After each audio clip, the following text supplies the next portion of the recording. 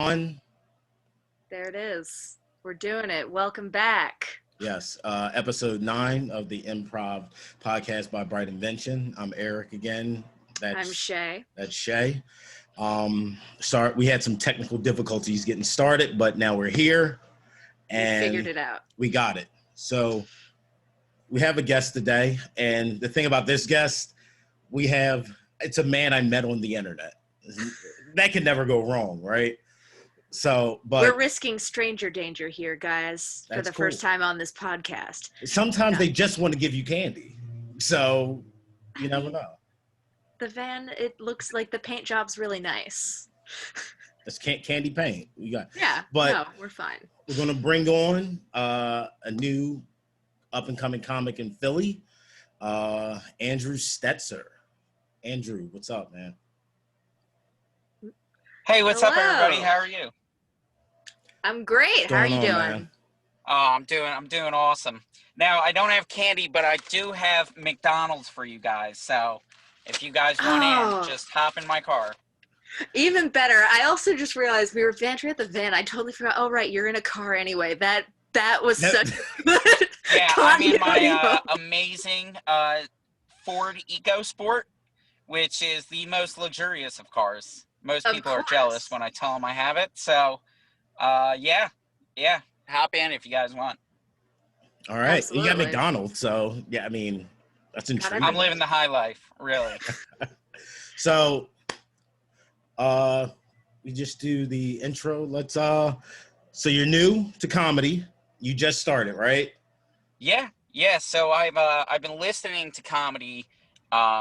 It's actually weird. I would go to bed to a different stand-up artist every night, listening to like one of their albums. And my favorite ones actually were the ones that kept me up because I was laughing so hard at them that I was like, I need to finish this. Okay. So then I was like, you know what? I'm going to give it a try. And as soon as I was going to give it a try, the whole country shut down. The whole world shut down. Right. So I am starting comedy post-pandemic, which, if you know anything about comedy, is the best time to get in because it's just fantastic. You know, when you find one open mic night in the whole entire city of Philadelphia, you're just like, this is what a comedy career is going to bring. Yeah. How have they been going? You know, the ones that you go to in person? So I, because they're so few and frequent, I've been trying to create my own. So I did one at Bar 13 in Delaware. That was my first one ever. And it went okay, you know. The second one I did actually at a cookout with a bunch of my friends. So I did like a makeshift one there. And that one went well. And then I just did, you know, when there's no open mics and you need content and you need media, you just got to create your own thing. So we had this fun little game, and it was like Nerd Jeopardy. And if you go to my Instagram or Facebook, I dressed up like a complete nerd. And some of the people there were like, I thought you were just dressed like you usually dress. I was like, thanks, guys. Oh, no. So that's awesome, though. So, yeah, it was all my own clothes from home, like plus glasses. So, thanks to everybody that was there. You know. Appreciate them. It happens. Okay. That's cool. I mean, yeah, you got to kind of create your own thing. I mean, that was also, we started this podcast in the pandemic. We're like, well, we need stuff to do. We've got the time now. Let's make a podcast.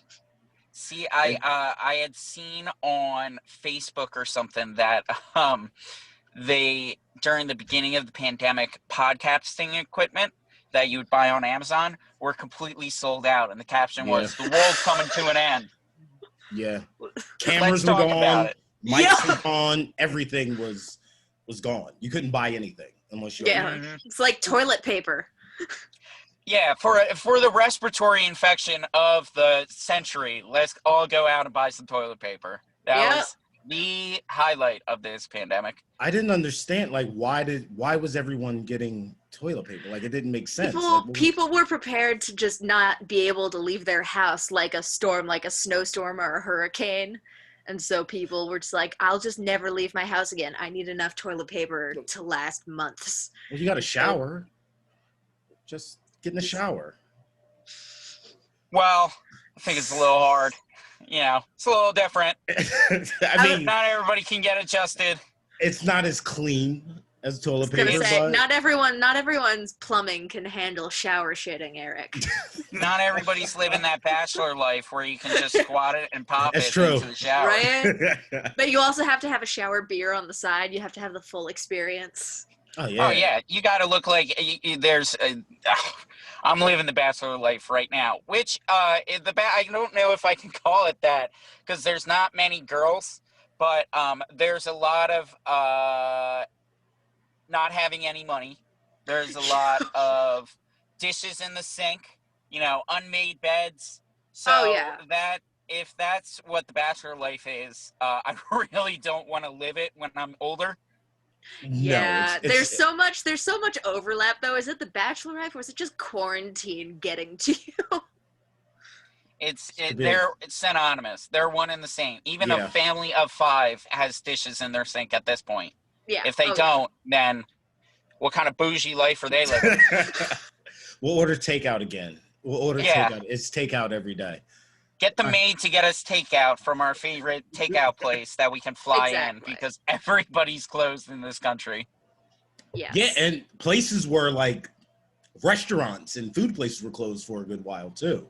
So you couldn't, other than going to the market and having to cook for yourself or just eating Hot Pockets and new cuisines, like there was nothing Bachelor else life. to do. That's Bachelor Life 2.0 That's like... That's the next level. You have to level up. That's to like Hot the what is it? Bachelor in Paradise of the Bachelor life. Yes, exact. I want to see a version of the Bachelor, but instead of what the Bachelor is, it's Bachelor life like that. Where just a real life Bachelor. Yeah, well, I mean that's what a frat house is. But yes. All right, we're gonna give out the we're gonna do the ceremony. Brittany, I'm gonna give you this golden plunger. My toilet's clogged. I'm living the bachelor life. You need to get over there. Yeah. Yeah, I think less women will apply for that one though. If that's and that's the women that do apply for that are either keepers or serial killers. I was gonna say, just how deep into quarantine do you have to be? Yeah. When all the women on the show have a full-fledged beard, I think, it's like that's the time to stop. Yeah. We need to reopen. Yeah. Well, we're opening back up, and I've done some stand-up before, and I ate my ass on stage. But after all of this, I feel that I can come back and at least do one open mic and not shit the bed again. But I don't want to do quarantine jokes. I feel like I'm pretty sure exhausted. Everyone it's gonna be so oversaturated. Like that's honestly been my approach to comedy, just in general, is just finding random stuff that nobody else will think to copy, because I'm like, how many people have oversaturated the market with like sex jokes or like, my wife jokes or like girlfriend jokes or something like that. So everything I do is either like a story from my own personal life or like a completely random joke. Like I told a joke about the new live action Dora the Explorer. Oh my God, that movie. Do you know who plays Boots? Oh, yes, I do. It's Danny Trejo, right? Yes. Machete. There were from so the movie many... Machete. He plays. I thought that this movie was a prank, like right up until it actually came out. Like I thought the trailer was a joke or something from Funny or Die, and then I was like, there is nothing about this movie that is any less than incredible. Like they gave us the boots that we needed, but not the boots we deserved. Yes. Because, just like in the movie, you'll just be watching it, and Dora's like, Swiper just took our backpack. And then Diego's like, what are we gonna do? And then Boots will just come out and be like, I'll kill that guy. And you're like, this is PG. This is so aggressive, but Beautiful. it is necessary. It's the movie 2020 deserves. It really is. It I gotta really watch is. this. Another viewing party. Yeah, we'll have a Zoom view. Dora the Yeah. Explorer. I'm sure that you'll be the hottest podcast around if you just screen Dora the Explorer. Dora the Explorer. Yeah, like, just watch and the island of the Crystal Skull or whatever it is. Oh my gosh. Okay. We'll consider that. So look, you've done a few open mics just across the city. You said you went to Delaware too. Since we primarily do improv, do you ever find yourself in situations on stage where you kind of have to improv? So actually, one of my big things is I do celebrity impersonations. And I guess I really should say that my first one wasn't the one in Delaware. My first open mic was 4 years ago, where I did nothing but hack jokes, completely bombed. It was at a D3 college, which nobody's laughing anyway. Everybody's like, "Oh, well, I don't like that joke." And then at the end, I was like, "All right, I'm gonna bust out something that I know, celebrity impersonations, and then I'll have them give me a topic, and I'll just talk about it in a celebrity or a character voice." So you do your own material in a celebrity voice. That's original. Yeah, most people it do can kind of be so it's kind of like if you've ever seen Jimmy Fallon when he does the wheel of impressions. Yeah. Yes. That's kind of what it is, because nothing's like written out. It's just on the fly, on the spot. And I have a business that's on a website where I actually sell impersonations too. So I was like, you know what? If I'm selling impersonations and I'm telling kids they're going to Disney World in a Mickey Mouse voice, and I cannot laugh on the phone when they're crying hysterically because they're so scared because they have no idea what's going on. The parents know what's going on. They set it up and they're laughing so hard. I was like, you know what? I could take this to the stage.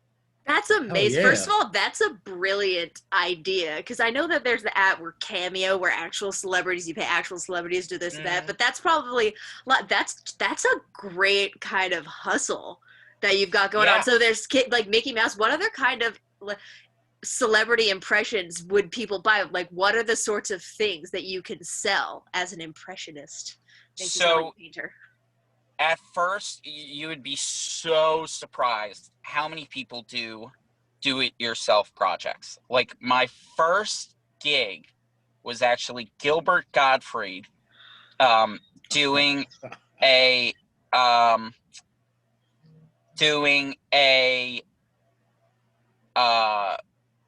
sorry, I just got a text that threw me off. Hold on. Oh, it's all good.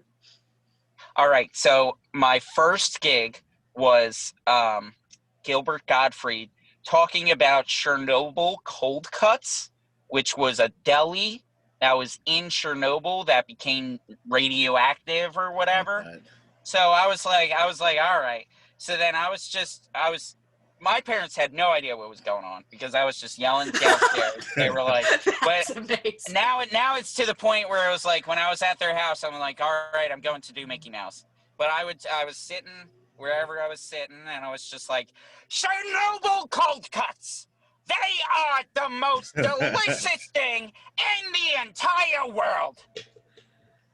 You know, something like that. Yeah. And then that happened. Another big one is calling kids, telling them to go to Disney World in a Mickey Mouse voice. So I'll be like, oh boy, you're going to Disney World. Something like that. Oh, and hearing kids freak out. There's a whole app. I used to be a nanny, and I was introduced to this concept.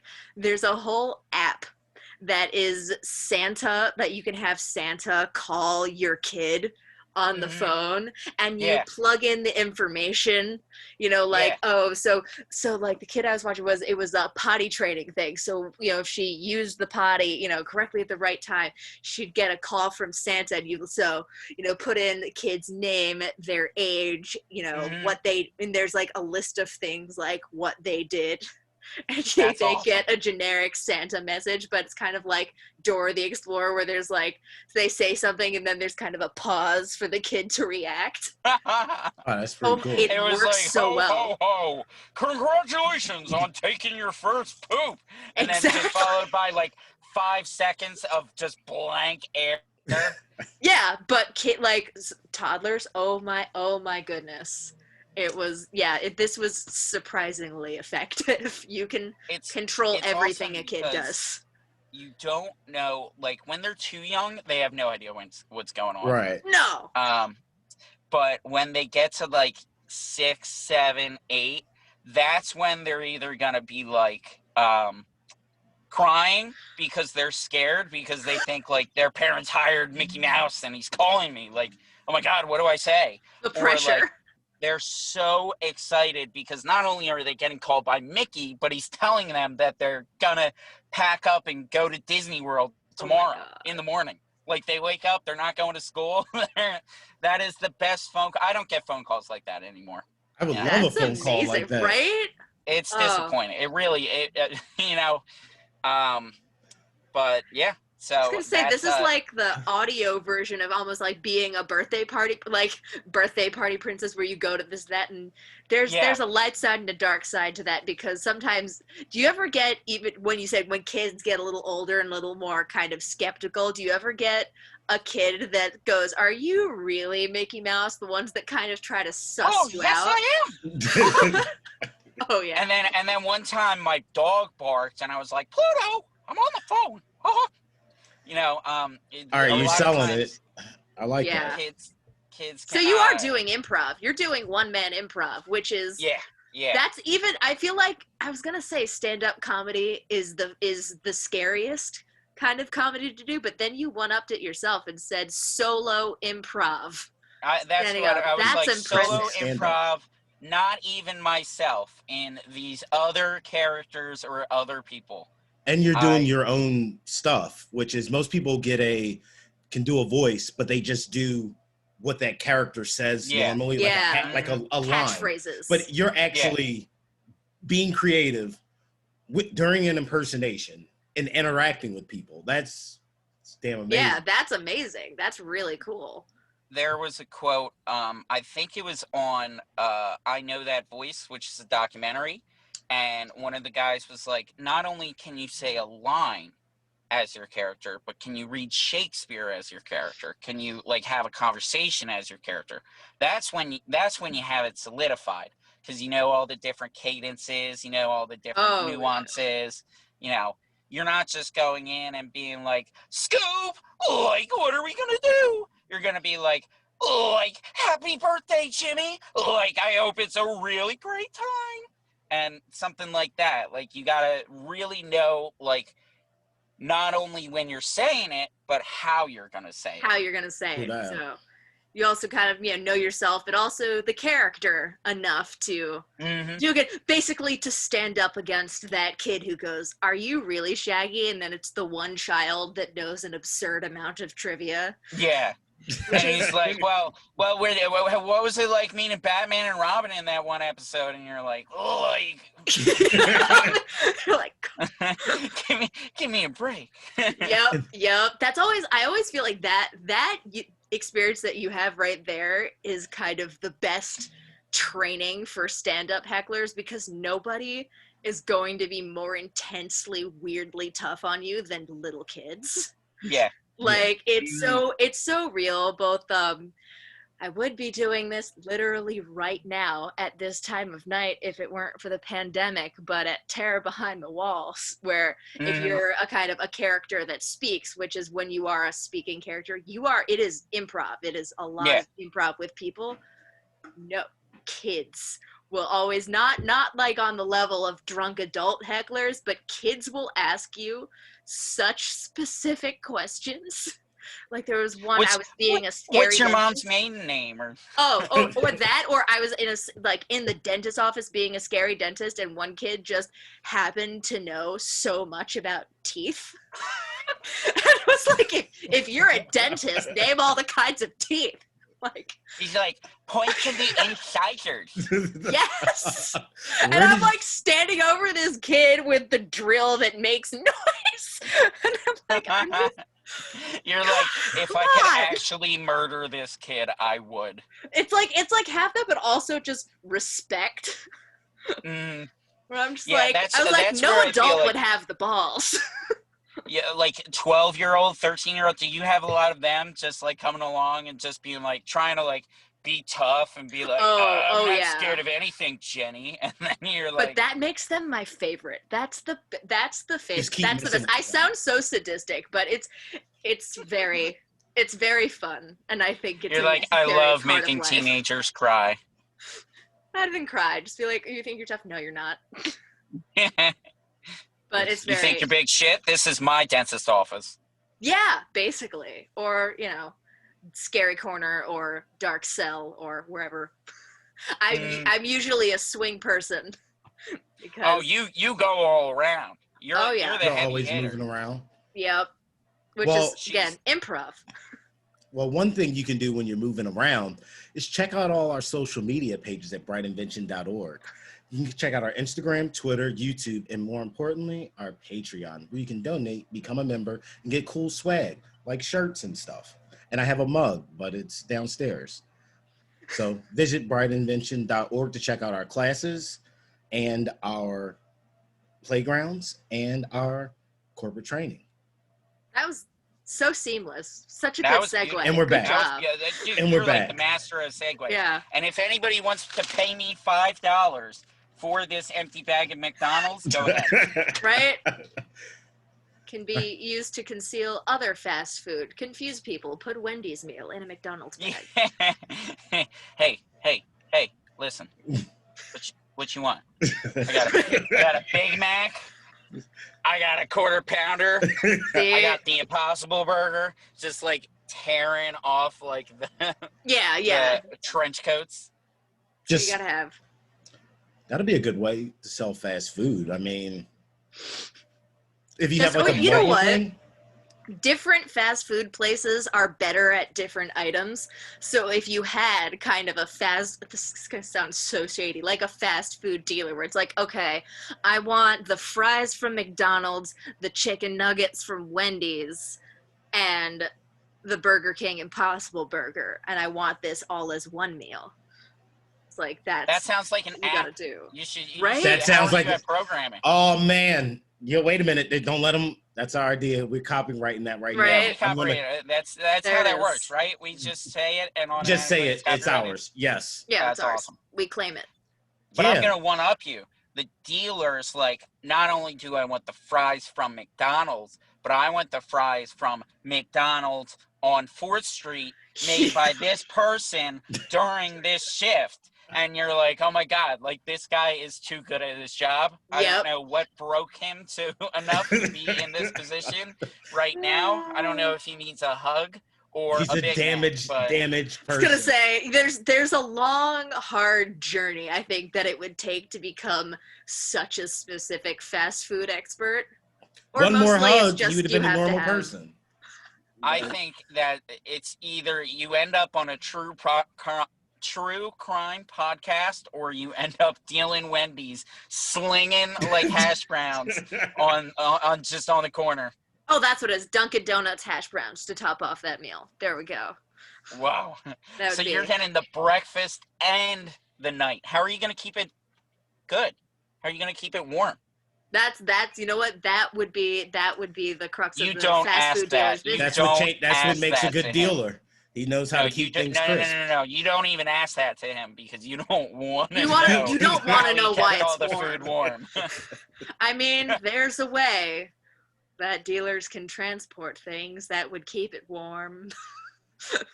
Like one of those. And that's why you don't ask. Yep. That's why you don't ask. Just eat. Wow. How do you eat it? Just eat it, man. This Chipotle made a circular journey. Yo, what happened to this McFlurry? Do you really want to know? Oh God.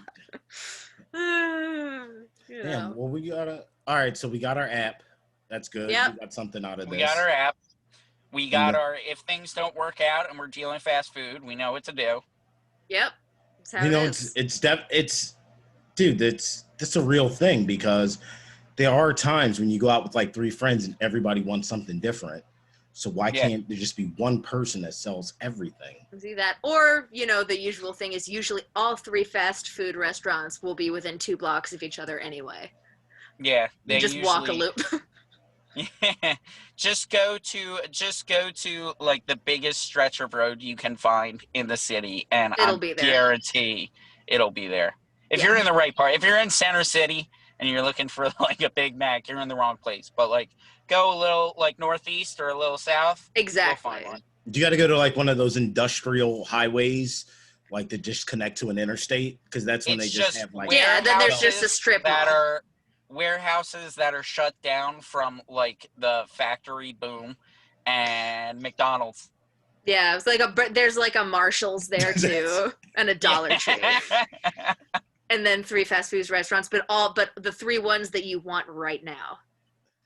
And Yeah. all of the fun fact that Marshall's is operated during the day during the other shift of the other fast food workers. Exactly. So they just walk out of the fast food, go right to their job at Marshall's. Yep. That's what it would take to become a fast food connoisseur. Is when you're so busy you have not a lot of bunch of, you're like, okay, I have 3 options, and then you memorize the menu and the shifts of the people there. You have an operation. When you let me tell you, I'm gonna one up you there. When you know what fish they make the fish fillet out of, that's when you're in too deep. What do they make that? Do you know? No. Nobody Don't look it ask. up. I don't want to know. Nobody look it up. It's just fish. Like Yeah, that's it's fish. It's fish. We don't know if it's plural or singular fish. Yeah, no. It's just Fish. I mean, actually, no. I was gonna say no. The chicken nuggets of fish is gefilte fish, which if they could deep fry it and make it a nugget, that's a horrible idea, and my whole stomach just turned while I said that. But that's why you that's load a it up chicken with nugget. salt and give people dipping sauces. You don't even taste it anymore. Ooh. Bless. Thank you. Yeah. I That's what you really need is the Szechuan sauce. That'll cover it. Is it Yom Kippur today? No, that was. That was yesterday, right? Yeah. All Nope. right. Day before, 2 days ago. Monday. Because I've never had a gefilte fish. Me neither, And because I feel- can't bring myself to eat. I was like, You're no. like no fish should have this many letters in its name. No, it's spam, but fish. That's what it is. It's like how there's chicken of the sea. It's the spam of the sea. It looks like That is uncooked disgusting. dumplings. Yes. No, it's like when you take the outer layer off of a dumpling, and you're like, it tastes so good. I want to see what's inside, and then you go, no, I wish I didn't. And you're see. like, ugh, Oh, why did Me I too. just ruin dumplings? It's an uncovered hot pocket. is this? It's like is you it? don't want to look inside a hot pocket either. I'm looking at the description of it right now. No offense to anyone that likes gefilte fish, but this doesn't even sound enticing. Historically, it consisted of a minced fish, force meat stuffed inside the intact fish skin. I mean, That that's sounds- sausage. That's sausage. Yeah, that's but- fish sausage. That sounds disgusting. But That, sausage that doesn't. disgusting too. That's the thing. It's like if you try to explain sausage, it's Yeah, it's that's why Scrapple. stuff. Oh yeah, that. Well, there's the other thing. Yeah. I could eat Scrapple. I love every Scrapple morning. too, but Just I know don't I think can about eat it. it while they're explaining Scrapple, what Scrapple is made out of. I love it that much. Oh my god. only the devil can make something like that. Something that evil tastes that good. Like It's the devil and the people in the middle of Pennsylvania. They're the Yeah, only that's- ones that can make. it's so good, even though I I'm know. gonna say Pennsylvania, the center of Pennsylvania. There's a vortex, and that's where the devil makes Scrapple. Yeah, Yeah, it's you go to Penn State and you make a left, and that's where it was made. That sounds right. That sounds right. What's So- the very good ice cream place that's at Penn State? The one thing I remembered the one time I toured there. From the tour? Yeah. Yeah, and you're yeah, like, the one from the tour. Bill Clinton is the only person that could like get 2 scoops of different kinds. Yeah. And you're like, that's that. cool, Penn State. And then you're like, this is not the school for me. Yeah. I'm like, if that is the only thing no offense to anyone, but I was like, that's the only thing I remembered from the tour, that there was an ice cream place. And for some reason, it was very good. Creamery? Is that it? I think Creamery sounds right. We're just gonna go with it. I went to Temple, so we have a couple phrases about Penn State. I'm not gonna say them, but feel free to look them up. I don't have anything against Penn State. I mean, the easiest thing to say about Penn State is, about the whole, football team thing. That's the easy way to go with Penn State. Sports went over my head. You could say, well, this wasn't really sports. This was kind of... Yeah, this is scandal. I was just like, I don't... Someone's like, football? Not a sport anybody wants to play. Yeah, it's that was rough. That was just disappointing when that broke. But then everybody was like really mad about Sandusky statue being taken down, and I was like, well, it's not a hill you want to die on. What are they gonna do? Leave it up? I mean, I guess this country, we've just got a history of having statues to people who did not so great things, and then people having a whole lot of feelings about the statues. You know what? I saw more backlash about the Rocky and the Sandusky, or the not Sandusky. That would be awful. That would be awful if they had a statue of him at Penn State. That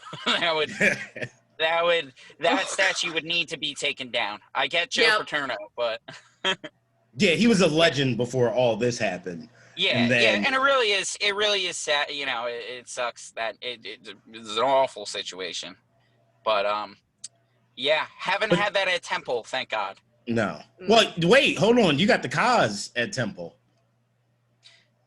The what? Dr. Heathcliff Huxtable. Oh God. Yeah.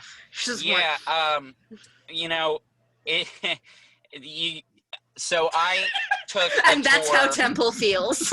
Yeah. That sums up Temple's feelings. During my freshman year at Temple, and they were like, "Oh, this is Bill Cosby went here. He donated so much stuff." And then I transferred from one school, and then I went 2 years later, took another tour, and they were like, "Yeah, we have Tina Fey, we have Bob Saget, we have all these people." I was like, "Oh, I guess nobody's going to talk about Fat Albert." That not his doctoral thesis. They skip over that part of the tour. It's roped off. Yeah. Everybody knows that he went there, even if you visit. Everybody knows that he went there, but you just. You're like, all right, well, he went here. You know how many people probably went to Princeton or Harvard that ended up being horrible people? Oh, yeah. So many. Yeah, I mean, a university's legacy shouldn't be defined by one person doing something bad. It's just so sad for their, I'm not going to say like marketing department. What is it called? Like outreach, but yeah. They're just going to have to retool so much promotional. It's called marketing. They definitely sell the school pretty hard. You know?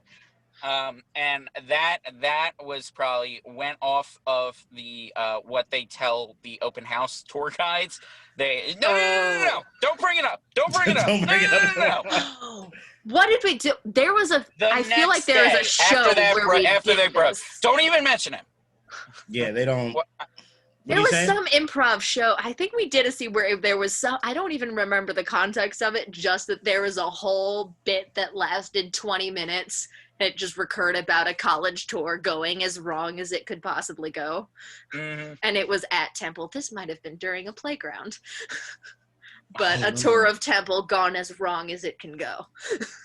Yeah, and I'm sure a lot of those tour guides can watch it and be like, I've had worse. Yeah. I had a guy ask me what Temple's doing about the mumps situation. Oh. Just follow your doctor's advice. Follow your doctor's advice and stick to the script. Yeah. Say exactly what the marketing team told you to say. Yeah. You know. Yep. Don't As you be like, "Oh, we're signal with waiting your on-" eyes. Yeah. Yeah. I really don't want to talk about this. Can we have another question? Just please. Yeah. Stick to the Please? script. Try to send Does a anybody message wanna with your see eyes the alone. fountain that we have out there? Yeah. Oh my God. Yeah. That's and how it is. It's a tough gig, but you know it's a great gig. What's that? What's a great gig? Oh, I was Eric? about to segue into a plug, but no, not yet. We still got a lot more time. I just looked at the time. You're just Sorry. like, oh no, it's Wow. not the time.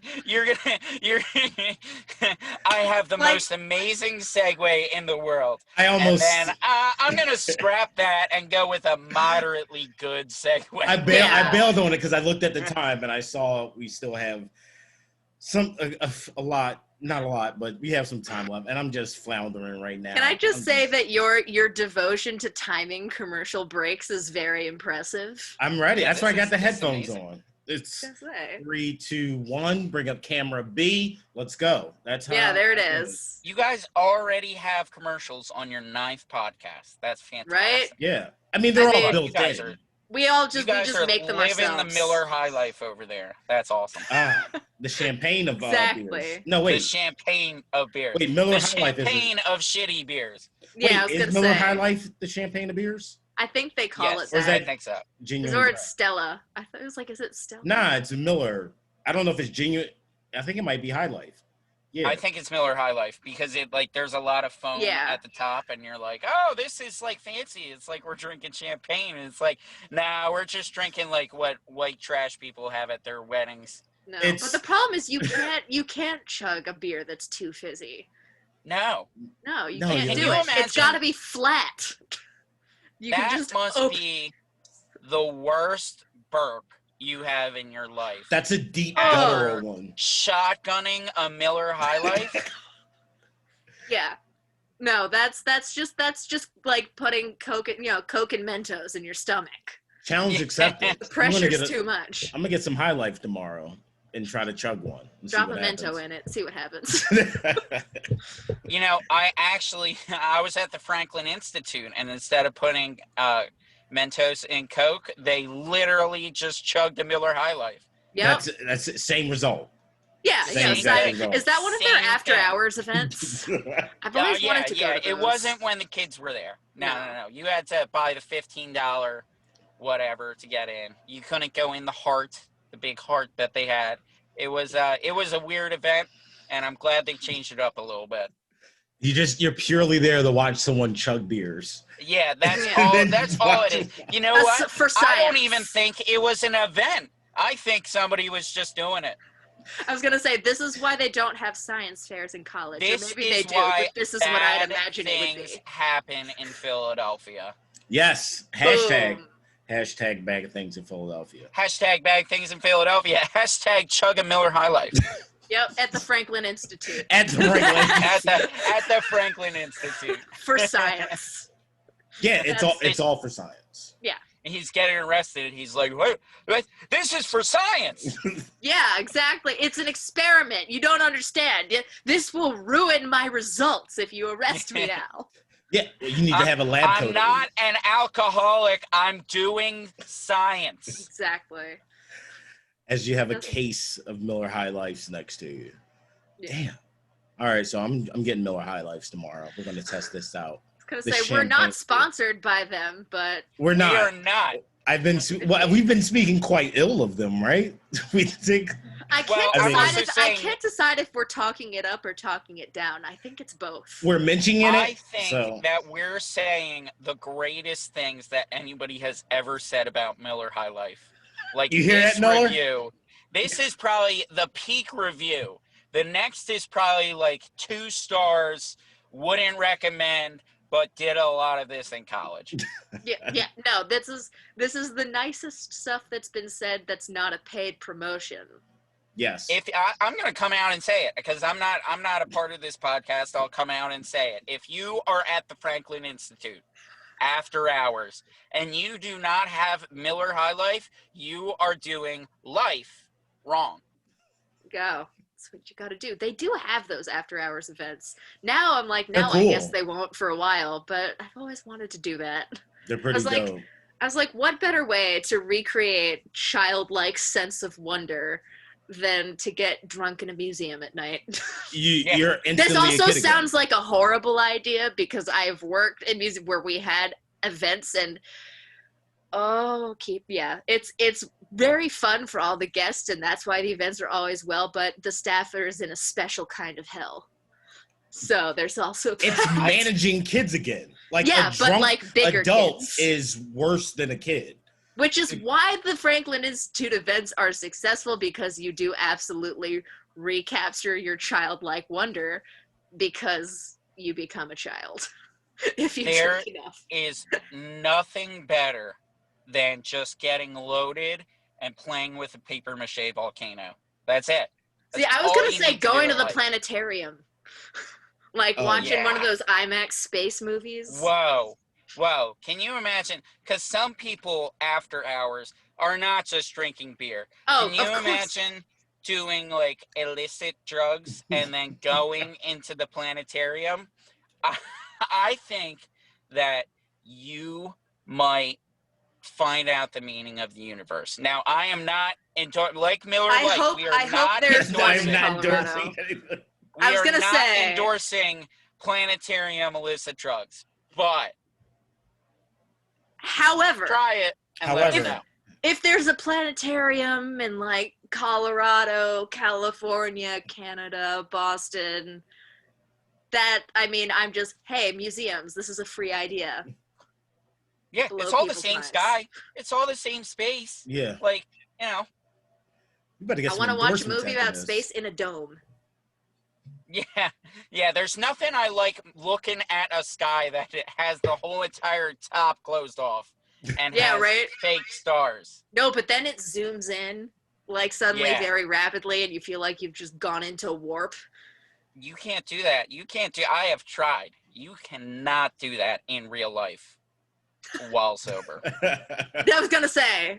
Yeah, after a few Asterisk. Miller High Lifes and you sit down too fast, maybe. I was going to say, it's the moment at a party when you first sit down on a toilet. That's when you find out. Then you're like, you can't gauge what level you are until you reach that point. Yeah. You're like, oh, this is the weirdest child's birthday party that I have ever chaperoned. You've been hired strictly to entertain the kids by chugging Miller High Life. Yeah, That's it. they're like, Doing these a aren't Mickey even Mouse any of my voice. kids. What am I doing here? Yeah. Like, Yeah. we booked you for 3 hours. So Yeah, better you get were to chugging. supposed to be the clown at this party. And instead you made a clown out of yourself and the lovely, delicious Miller High Life. The champagne of beers. The champagne of beers. Beer sucks. No, It's man. Hey, man, I'm trying to get you guys sponsorship. it's a Gonna lovely say. beer, and I would recommend it for weddings, a bris, even Fun fact, though, that beer sucks is the third best comment they have on the review board. Yep. We've just been going through the Google reviews pages. That's it. Now we're just Yeah. reading them off now.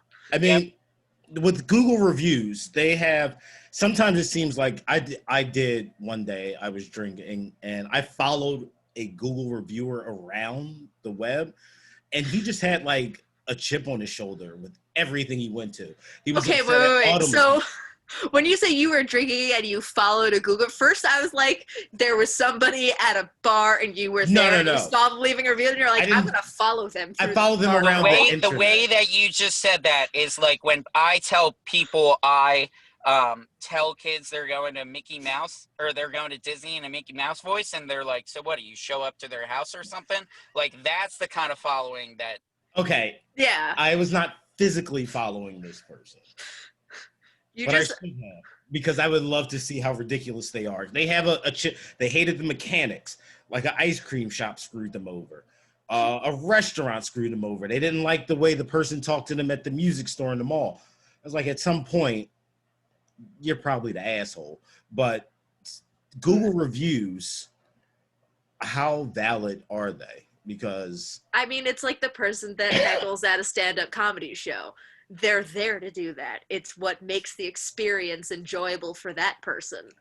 but I've seen heckling at a comedy club, and someone makes a conscious thought to say, I'm going to take a shower and get a haircut and put on clothes, and I'm going to go to the comedy place and make life hell for someone on stage. I'm going to go to this first open mic night after quarantine. There's 15 people here, and I'm going to heckle the person. Yep. What's going on? That is the kind of person that leaves Google reviews. Yeah, that's who it is. That's the person that needs a hug, and that's also the person that can get you Wendy's fries and a McDonald's McFlurry. Yeah, yeah. That is the guy that's just gonna have his house raided for having all of the McRibs. I'm just like a sting operation, and it's just by Ronald McDonald and Grimace and the Burger King. The Burger But like King. the terrifying mascot face one, yeah. Wake up with the king. Yeah. Which is also when you were saying like, oh, you get people like wake, say, call little say kids. I'm loving it. Say I'm loving it. See what you got to do is you got to have a higher, not just to call a kid as Mickey Mouse and tell them they're going to Disney World, but like the parents will sometimes surprise kid by waking them up really early in the morning. They're like, why do I go? We're going to Disney World. But like, what if this is a horrible, creepy, terrible thing? It's like, so just hire somebody to do a Mouse voice and just like whisper in your kid's ear to wake them up. This kid ends up with a lifelong fear. Hey kid, guess what? In the morning, you're going to Disney World.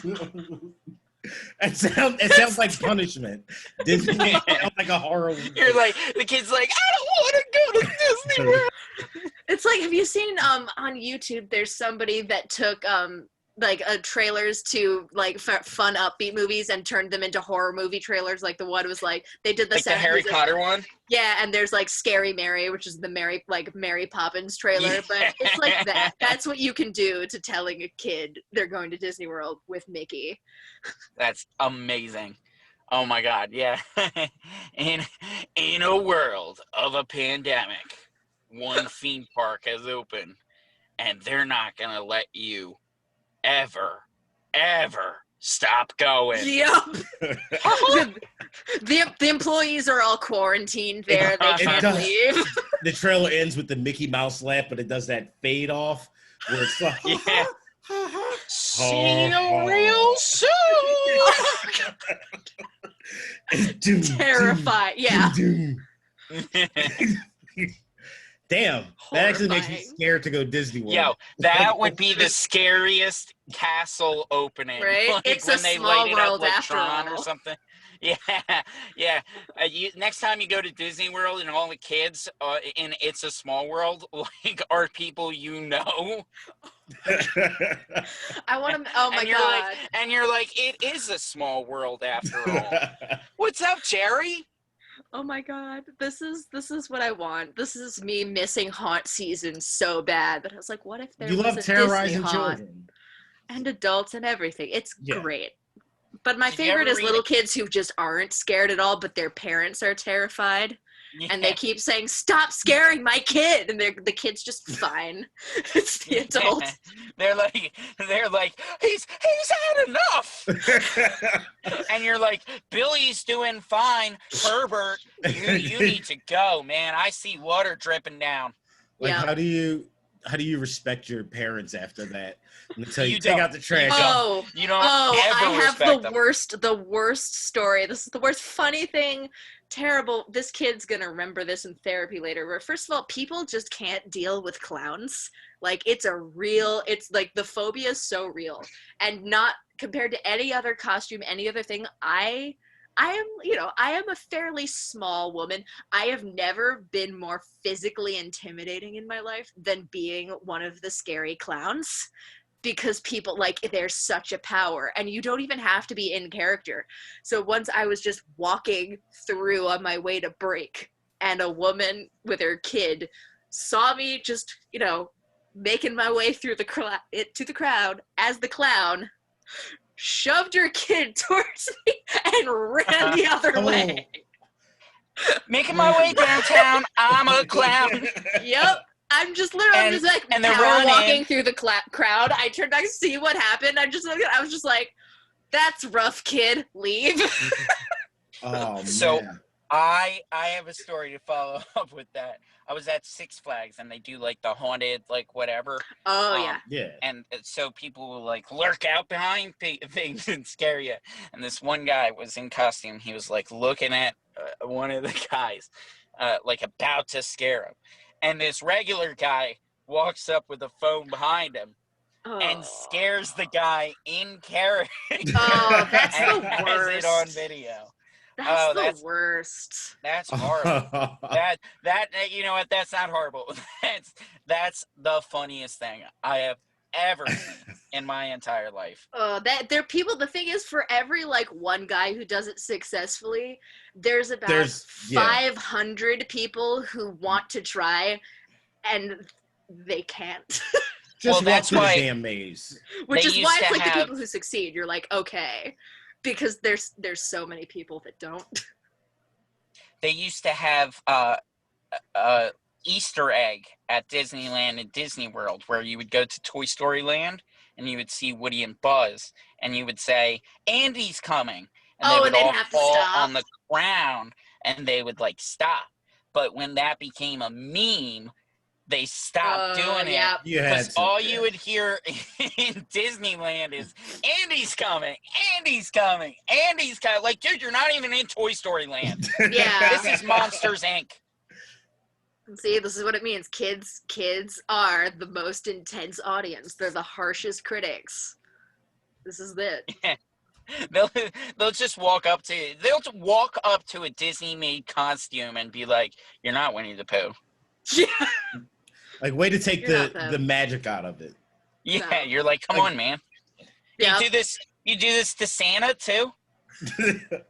A literal child. It's like, no, this is all. and the kid goes, yeah, because one time Santa congratulated me for pooping. Yep, there it is. And you brought around. There it is, awesome. The button where improv and stand-up collide. That's damn straight. That's right. That was beautiful. Right now we're at an hour mark, which is crazy. Oh my gosh. But thanks Andrew for joining us. We look forward to checking out some of your work. Tell us where we can find you at. Sure. So you can find me on all social media at Stets Comedy. That's STETS. It spells the same forward and backwards. And then comedy, no spaces, no hyphens, nothing. And then www.FIVERR. That's Fiverr. And then /JP and then Fryer, FRYAR. That's where my celebrity impersonation page is. Okay. Nice. All right. So we're going to make sure that's in the description under the YouTube page, and we'll make sure it's in the description when it gets uploaded as an audio podcast. Sounds great. Thanks for coming, man. Shay, what else do we have to plug? Thank you, guys. Fall classes are going on. There's this, believe this coming week, ImProv1 just started yesterday. We had a great first class, a lot of fun. And then ImProv2, I believe, starts tomorrow. And acting out will also begin this Sunday. So we're getting on with our semester. Check out our website. If you couldn't sign up for a class this semester, we will also be offering them other semesters. So just kind of stick around. Yeah, check out the social media as well. Instagram, Twitter, YouTube. Go to the Patreon, donate, subscribe, do all the fancy stuff you do. This has been Eric. This is Shay. And I'm Andrew. And that's Andrew. And thank you for checking out the Improv podcast. Have a great night.